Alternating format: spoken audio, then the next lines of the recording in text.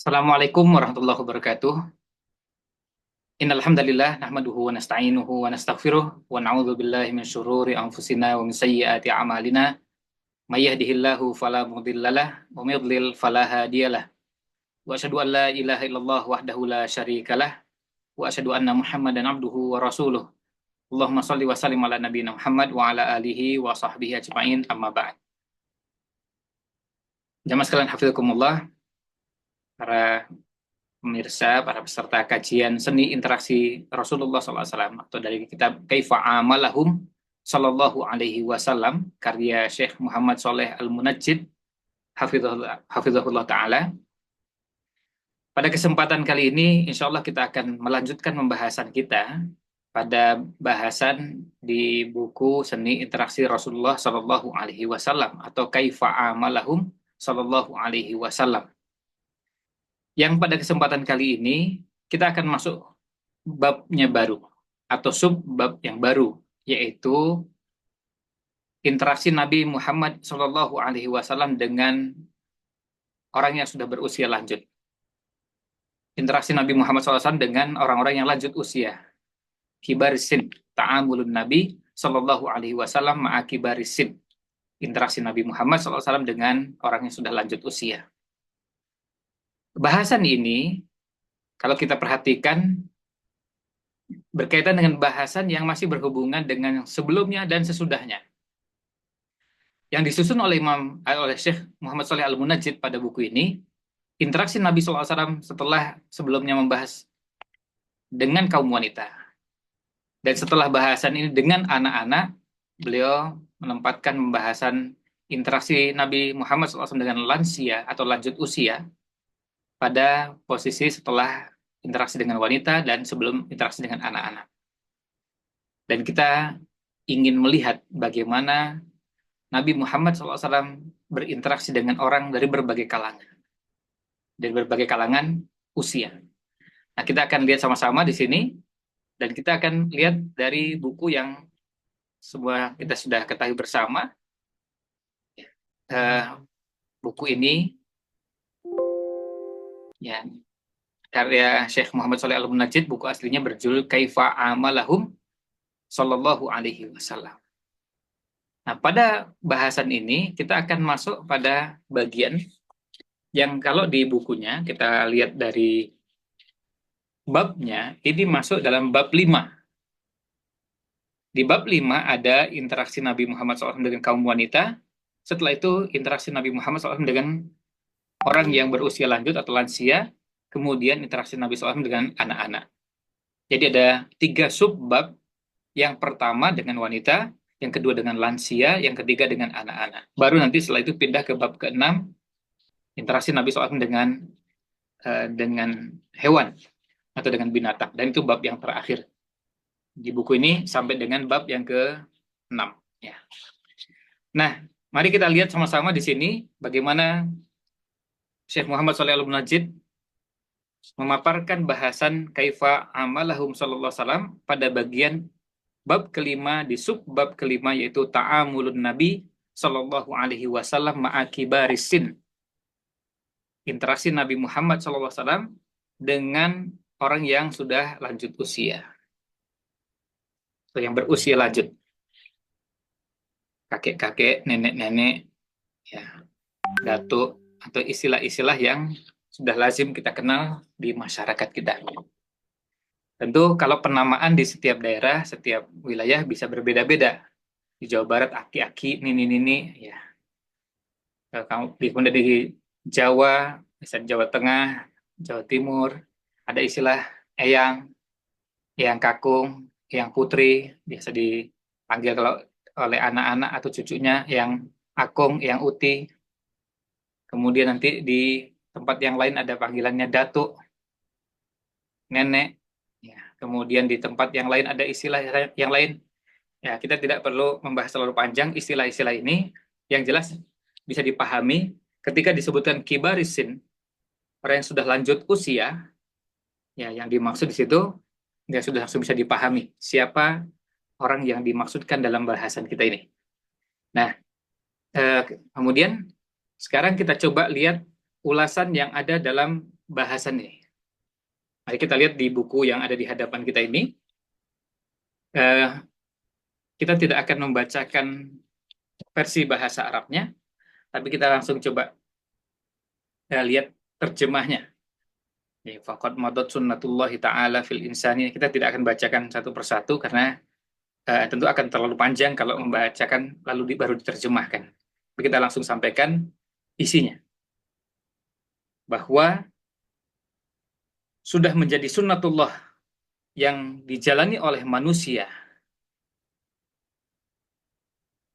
bahwa Allah menjadikannya melalui manusia melalui tahapan-tahapan dalam kehidupannya.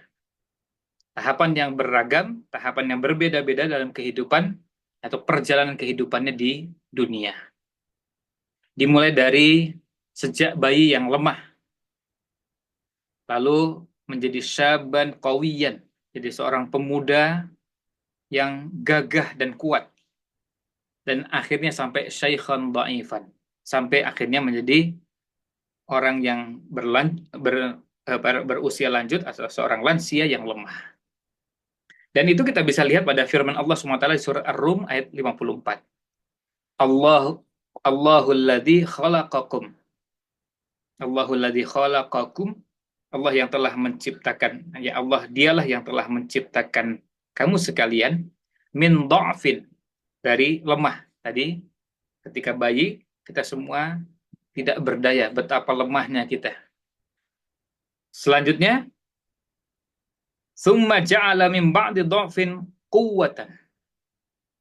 Kemudian setelah Allah ciptakan atau setelah Allah jadikan kalian dalam keadaan lemah, kemudian Allah jadikan kalian kuat, memiliki kekuatan pada saat ketika di usia muda.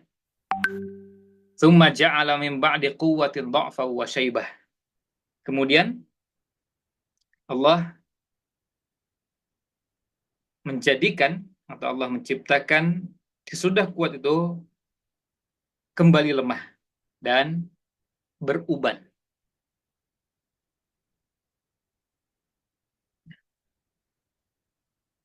Yakhluqu ma yasha. Allah menciptakan apa yang Allah kehendaki. Wa huwal alimul qadir.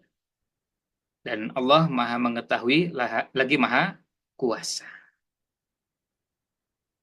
Nah, di sini Allah menjelaskan tahapan-tahapan perjalanan kehidupan manusia. Yang salah satu pembahasannya adalah ketika Allah sebutkan summa ja'ala min ba'di quwwatin dha'fa wa syaibah.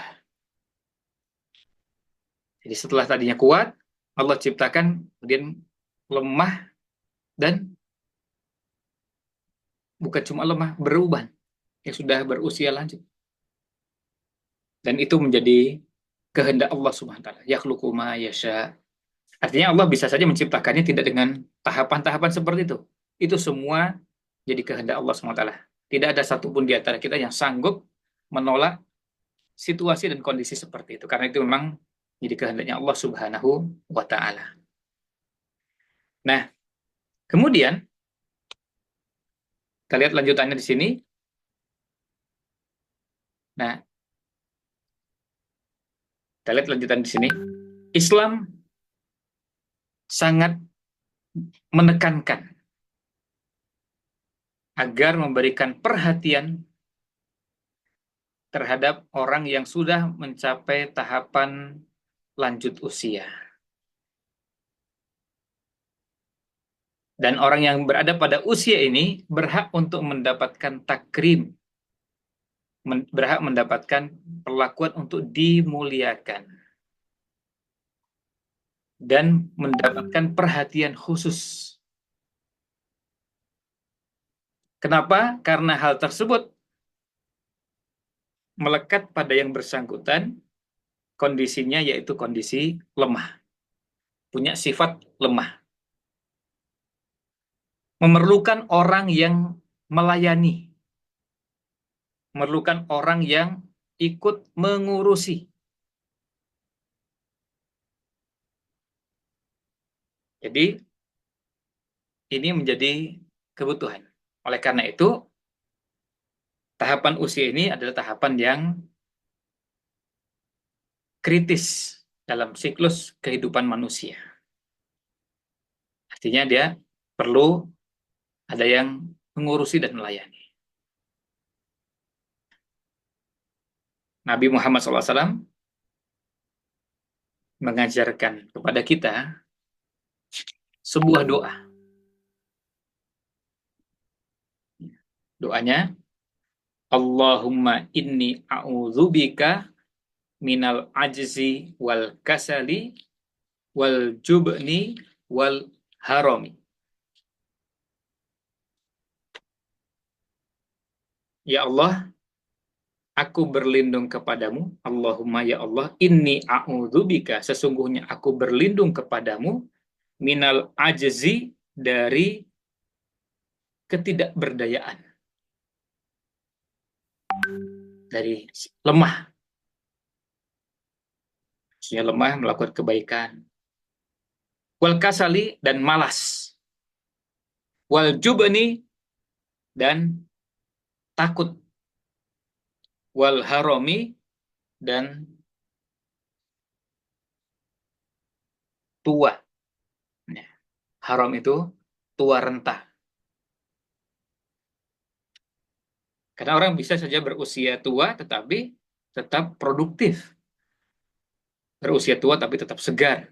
Berusia tua tapi, nah ini yang bisa kita mintakan kepada Allah SWT. Wa kana yaqul, dan Nabi Muhammad SAW juga berdoa, dan ini sekaligus juga doa ini adalah doa yang diajarkan kepada kita. Ini doa yang kedua. Kalau doa yang pertama tadi, kita bisa lihat di dalam takhrij hadisnya dari Anas bin Malik, terdapat di Sahih Bukhari dan Sahih Muslim. Sementara doa yang kedua dari Sa'ad bin Abi Waqqas radhiyallahu an, yang terdapat di Sahih Bukhari. Kita lihat doanya, Allahumma inni a'udzubika an uradda ila arzalil umur. Ya Allah, sesungguhnya aku berlindung kepadamu dari dikembalikan ke arzalil umur. Dikembalikan ke usia yang paling lemah, paling rendah. Jadi artinya usia, ya umur yang paling lemah, sehingga tidak berdaya, tidak bisa melakukan banyak aktivitas. Wa arzalul umur wa akhassuhu wa anqasuhu. Ya, arzalul umur itu, ya maksudnya adalah usia yang paling buruk dan usia yang paling memiliki banyak kekurangan. Karena ya ini ada penjelasannya, karena pada saat itu manusia mengalami kelemahan baik secara lahir maupun batin. Bahkan kekuatan akalnya pun berkurang. Maka kadang-kadang dan bahkan tidak jarang, sering pada sebagian orang lupa apa yang pernah diketahui sebelumnya.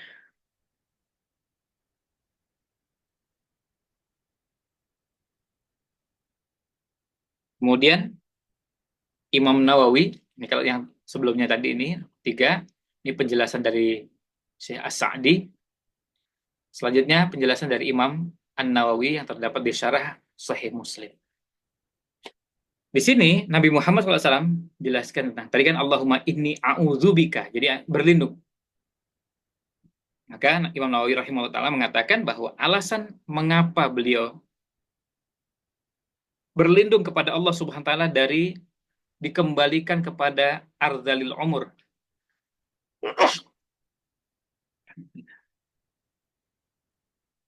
Alasan kenapa berlindung kepada Allah dari dikembalikan kepada arzalil umur.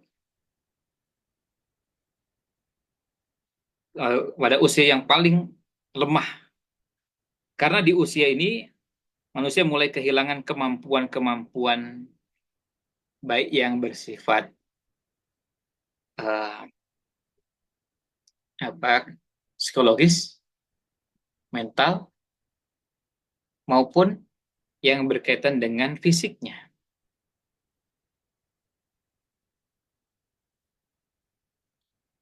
Jadi pada saat itu sudah mulai mengalami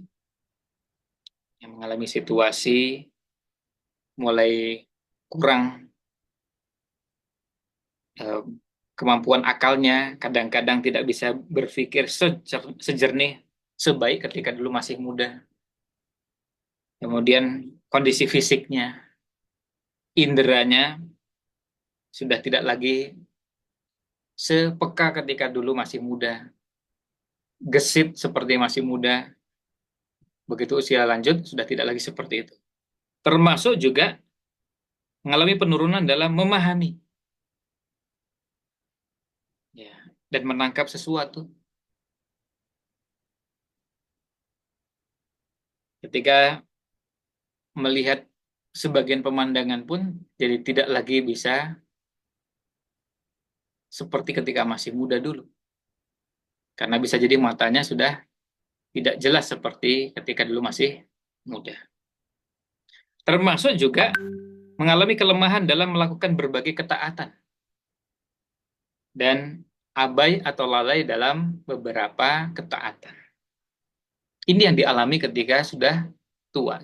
Tentu kita bicara ini kondisi umum yang dimaksudkan oleh Imam Nawawi adalah kondisi umum. Pada sebagian orang tidak seperti itu, ya kita tentu sepakat ada orang-orang yang tidak seperti itu.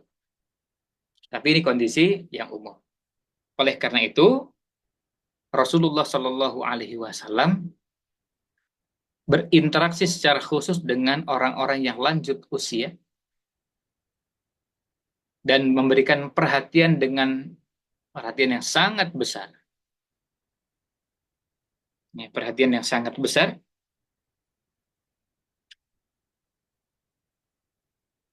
perhatian yang serius,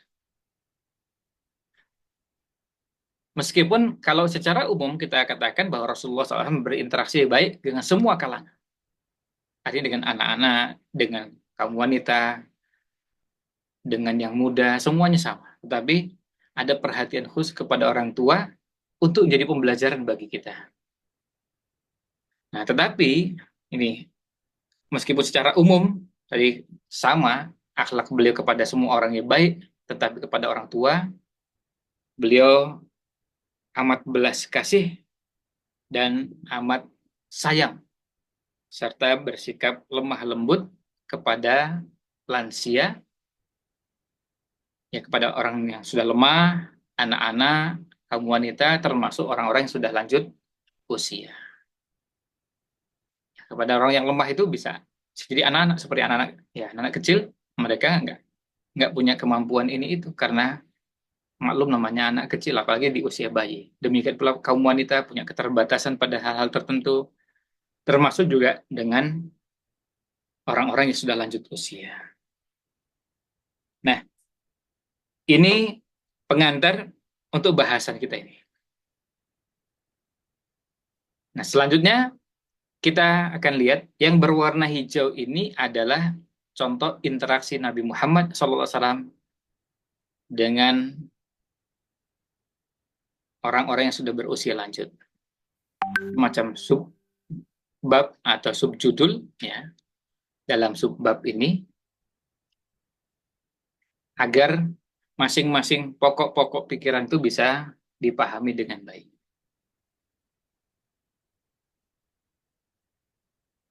Nah, kita lihat satu persatu.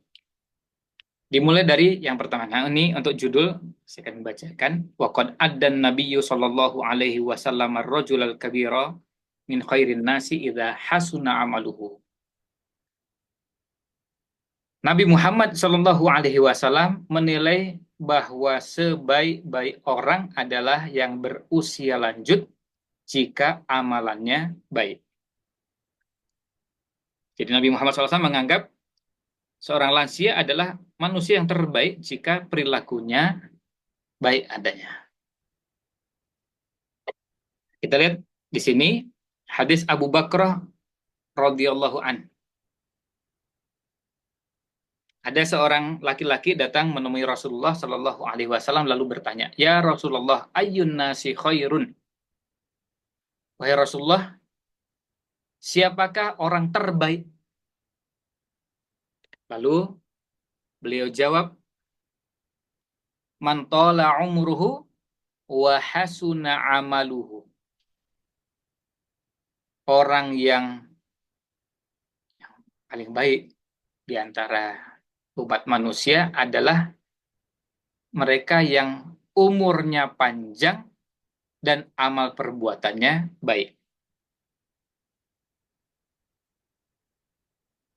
Lalu orang ini bertanya lagi, fa'ayyun nasi syarrun? Siapakah orang yang paling buruk? Ini pertanyaan berikutnya. Qala dijawab oleh Nabi Muhammad sallallahu alaihi wasallam, man tala umruhu wa sa'a amaluhu. Orang yang paling buruk adalah orang yang panjang umurnya namun amal perbuatannya buruk. Nah, dari sini kita bisa pahami bagaimana kita memahami bahwa orang tua itu adalah termasuk orang yang terbaik jika amalannya baik. Kenapa? Karena dengan umurnya yang panjang, kesempatan beramalnya lebih banyak. Kan itu langsung bisa dihitung dengan sangat mudah. Kita bayangkan selisih 1 tahun saja, sudah pasti ada sesuatu yang tidak bisa dikalahkan. Yaitu apa? Misalnya sholat 5 waktu. Sholat 5 waktu dalam 1 tahun, ya dikalikan. 5 waktu kali 1 tahun. Itu baru sholatnya. Puasa Ramadan. Kalau ada orang selisih usia dengan kita 1 tahun, berarti punya puasa satu Ramadan yang lebih dari kita. Ada selisih. Karena apa? Karena usianya lebih tua dari kita. Mulai baliknya misalnya sama, mulai puasanya sama, di usia yang sama, tapi yang bersangkutan punya usia lebih 1 tahun. Bayangkan kalau lebih 2 tahun, 3 tahun, lebih 5 tahun, lebih 10 tahun. Itu baru cuma sholat dan puasa. Padahal amal bukan hanya sholat dan puasa. Bayangkan kalau ada amal-amal yang lain yang juga dikerjakan, setiap kali selesai sholat berzikir. Bayangkan setiap kali selesai sholat berzikir, berapa jumlah zikir yang dikerjakan dalam setahun? Pasti ribuan. Itu belum zikir pagi, zikir sore yang dikerjakan, angkanya ribuan lagi. Tambah lagi dengan sederet amal yang kalau disebutkan masih akan panjang daftarnya. Ini untuk menunjukkan betapa peluang untuk punya pahala besar itu terbuka bagi orang yang berusia lanjut. Tapi dengan syarat tadi, wahasuna amaluhu. Sebab kalau tidak, maka dia menjadi orang yang paling buruk. Yaitu orang yang umurnya panjang, amalnya buruk. Amalnya jelek. Nah, Imam At-Tibi rahimahullah ta'ala mengatakan bahwa waktu, ya, saat-saat, detik, menit, jam yang kita lewati itu adalah modal bagi seorang pedagang. Maka dia harus manfaatkan dengan baik modal tersebut, lalu dia kelola agar bisa menghasilkan keuntungan. Itu namanya modal. Modalnya apa? Modalnya waktu. Kita ini punya modal apa? Waktu. Kita punya modal yang sama. Semua orang sehari 24 jam. Tidak ada di antara kita yang satu lebih panjang dari yang lain. Misalnya satu 25 jam, yang lain cuma 18 jam. Enggak, kita sama. Peluang amalnya sama. Tetapi di hadapan Allah SWT bisa berbeda karena apa? Banyaknya amal. Maka ketika modal yang dimiliki manusia itu banyak, maka potensi keuntungannya juga banyak jika dia memanfaatkan umurnya dengan memperbaiki amalnya. Maka dia akan mendapatkan keuntungan yang sangat besar. Bayangkan tadi yang kita sebutkan cuma yang wajib-wajib. Sholat 5 waktu, puasa Ramadan. Itu kita belum menghitung amalan sunnah. Ada sholat qobliyah, ba'diyah, tahiyatul masjid, ada ini dan sholat yang banyak, ya, luar biasa. Artinya kita menghitung banyaknya luar biasa. Kenapa? Peluangnya, bayangkan kalau 1 tahun. Sementara kalau kita menyebut orang tua, kita mengatakan bahwa beliau usianya di atas saya 15 tahun. Seperti apa itu peluang amal yang ada di hadapannya? Sholat wajib saja sudah banyaknya luar biasa selisihnya. Apalagi tambah dengan amalan-amalan sunnah. Yang amalan sunnah itu terbuka di hadapan kita banyaknya luar biasa. Maka orang seperti ini berpeluang untuk menjadi orang terbaik karena peluang untuk memperbanyak amal. Selanjutnya, kita lihat ini hadis diriwayatkan oleh Imam Ahmad dari Thalhah bin Ubaidillah radhiyallahu anhu. Beliau, Nabi Muhammad SAW bersabda, "Laisa ahadun afdala indallahi mim mu'minin yu'ammaru fil Islam." Tidak ada seorang pun yang lebih utama di sisi Allah Subhanahu wa taala daripada seorang mukmin, seorang yang beriman yang diberikan kesempatan hidup yang panjang dalam Islam. Ditasbihihi, karena dia bertasbih. Bayangkan bertasbih, kalau tadi tasbihnya ba'da sholat 33 kali. Sholatnya 5 kali. 33 kali 5. Sekali berapa lagi? Kali setahun. Wa takbirihi, dan takbirnya. Wa tahlilihi, dan tahlilnya. Subhanallah, subhanallah. Mulai takbirnya Allahu Akbar, Allahu Akbar. Atau kalau kemudian kalimat La ilaha illallah. Juga kalimat-kalimat yang lain. Tentu penyebutan dalam hadis ini tidak bermaksud membatasi bahwa zikir yang bisa dikerjakan hanya ini. Tetapi ini sudah cukup untuk menjadi petunjuk pada kita betapa orang yang diberikan umur panjang dalam Islam itu menjadi orang yang lebih utama dari yang lain. Bayangkan Utsman bin Affan yang berusia lebih dari 80 tahun. Itu baca Qur'annya beliau berapa kali? Beliau khatam berapa kali seumur hidup? Pahalanya kayak apa itu? Itu baru baca Qur'annya. Sementara beliau juga bertasbih seperti layaknya para sahabat, bertakbir, bertahlil, tahmid, dan sederet amal yang itu masuk amal-amal lisan, belum amal anggota badan, belum amal dengan harta dan seterusnya. Nah, ini hadisnya. Hadis berikutnya, qala sallallahu alaihi wasallam, khiyarukum atwalukum a'mara wa ahsanukum amala. Yang paling baik di antara kalian adalah yang paling panjang umurnya dan paling baik amalnya. Jadi orang yang paling baik di antara kalian adalah yang paling panjang umur. Panjang umurnya. Kemudian paling baik amalnya. Hadis ini, kita lihat takhrijnya, nomor 4, diriwayatkan oleh Imam Al-Hakim dari sahabat Jabir bin Abdullah radhiyallahu anhu. Dan hadisnya disahihkan oleh Al-Albani rahimahullah ta'ala. Nah, hadis ini semakna dengan hadis sebelumnya, man tola umruhu hasun amaluhu. Semakna dengan laisa ahadun afdala indallahi min mu'nin yu'ammaru fil Islam litasbihihi wa takbirihi wa tahlili. Jadi kita mendapatkan pencerahan dengan hadis-hadis ini bahwa ketika kita melihat orang tua, mereka adalah orang-orang yang mulia. Allah muliakan dengan apa? Dengan umur yang panjang dan amal yang baik. Dengan umur yang panjang dalam keimanan dan memperbanyak amal soleh dalam keislamannya. Dengan tasbih, takbir, tahlil, dan amal-amal soleh lainnya. Dan penegasan Nabi SAW, khiyarukum atwalukum a'mara wa ahsanukum amala, itu masih satu rangkaian. Jadi artinya tidak boleh dipotong, yang paling baik di antara kalian adalah yang paling panjang umurnya. Titik. Wah, enggak. Sebab bisa jadi panjang umurnya juga banyak kejahatannya. Banyak keburukannya. Jelas nggak masuk ini. Yang dimaksud adalah atwalukum a'mara, yang paling panjang umurnya, wa ahsanukum amala, dan yang paling baik amal kebaikannya.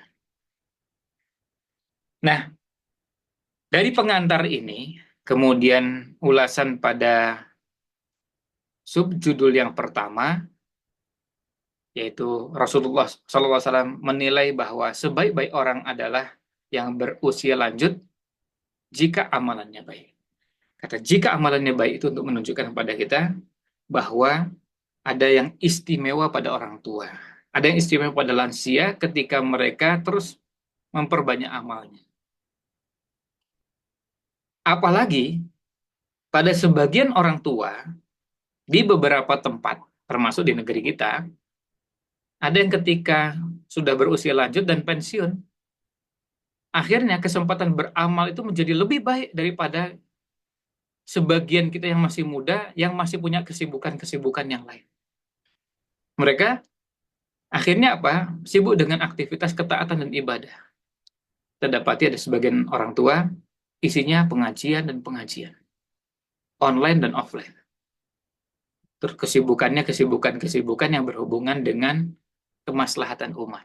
Ikut apa? Ikut kegiatan di kampung, ada bakti sosial, ada pengobatan gratis, ada Jumat berkah, ada sederet amal yang ini manfaatnya jelas. Selain tadi, waktunya untuk beramal lebih banyak. Ketika pagi hari yang lain sibuk bekerja, mereka ada yang berkesempatan menyimak kajian online, ada yang kesempatan baca Quran, berzikir, berdoa, dan amal-amal lainnya. Ini kesempatan yang luar biasa di hadapan orang-orang yang sudah berusia lanjut. Maka bagian awal ini penting untuk menjadi pijakan kita memahami bahasan-bahasan berikutnya. Ya, jadi ini beberapa hal yang bisa kita simpulkan. Nah, dimulai dari yang pertama tadi, Nabi Muhammad SAW sebelum ulasan di hadis tadi diawali dengan penjelasan bahwa manusia dalam perjalanan kehidupan di dunia melalui tahapan-tahapan dari mulai lemah, kuat, kemudian akhirnya menjadi lemah. Allahul ladzi khalaqakum min dha'f. Allah yang telah menciptakan kalian dari lemah, tsumma ja'ala min ba'di dha'fin quwwah. Setelah lemah kemudian jadi kuat, tsumma ja'ala min ba'di quwwatan dha'fa wa syaibah. Setelah kuat lalu akhirnya jadi lemah lagi. Jadi seorang kakek, nenek yang beruban, kemudian fisiknya lemah, yakhluqu ma yasha. Allah menciptakan apa yang Allah kehendaki, wa huwal alimul qadir. Allah Maha mengetahui lagi Maha ya, kuasa. Surat Ar-Rum ayat 54. Makanya Islam memberikan perhatian pada usia lanjut ini. Dan pada usia tersebut Islam menempatkan posisi bahwa mereka ini orang-orang yang berhak untuk dimuliakan dan diberikan perhatian khusus. Karena sifat lemah yang melekat pada mereka. Dan mereka perlu orang yang melayani, perlu orang yang membantu mengurusi, dan inilah tahapan usia dalam kondisi orang kritis. Nabi SAW mengajarkan kepada kita, Allahumma inni a'udzubika minal ajzi wal kasal wal jubni wal harmi. Ya Allah, aku berlindung kepadamu dari lemah dan malas, juga ditakut dan tua renta. Dalam hadis yang lain, Nabi SAW mengajarkan kepada kita doa, Allahumma inni a'udzubika an uradda ila arzalil umur. Ya Allah, aku berlindung kepadamu dari kondisi dikembalikan kepada umur yang paling lemah. Ya, paling lemah, paling banyak kekurangan, baik secara fisik maupun non-fisik. Nah, karena itu perlu interaksi khusus, perlu perhatian khusus. Nah, kemudian bentuk-bentuk interaksi Nabi Muhammad SAW, pada pertemuan ini kita hanya bahas satu, bahwa Nabi SAW menganggap orang tua, orang yang sudah lanjut usia adalah sebaik-baik orang, kalau amalannya baik. Mantola umruhu wa hasuna amaluhu. Kalau mantola umruhu wa sa'a amaluhu, tentu jadi tidak baik ketika umurnya panjang, amalnya buruk, dan dilanjutkan lagi keburukannya besoknya, lusanya, dan seterusnya. Kemudian penegasan dari Nabi SAW, laisa ahadun afdala indallahi min mu'minin yu'ammaru fil islami litasbihihi wa takbirihi wa tahlilihi Tidak ada seorang pun yang afdol, yang lebih utama di sisi Allah daripada orang beriman yang Allah berikan umur yang panjang dalam Islam karena banyaknya tasbih, takbir, tahlil. Juga sabda Nabi SAW, khiyarukum atwalukum a'mara wa ahsanukum amala. Yang paling baik di antara kalian adalah yang paling panjang usianya dan paling baik amalnya. Demikian ulasan kita pada kesempatan kali ini. Mudah-mudahan ada manfaat yang kita bisa ambil. Mohon maaf jika kurang berkenan. Wallahu a'lam. Wassallallahu ala nabiyina Muhammad wa ala alihi wa sahbihi ajma'in. Wassalamualaikum warahmatullahi